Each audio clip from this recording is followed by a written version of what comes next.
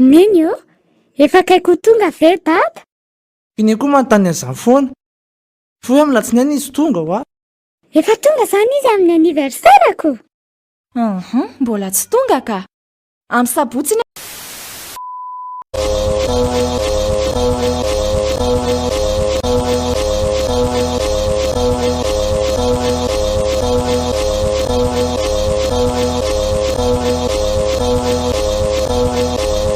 aniversaire ndria fa izy amin'ny latsinainy vao tonga.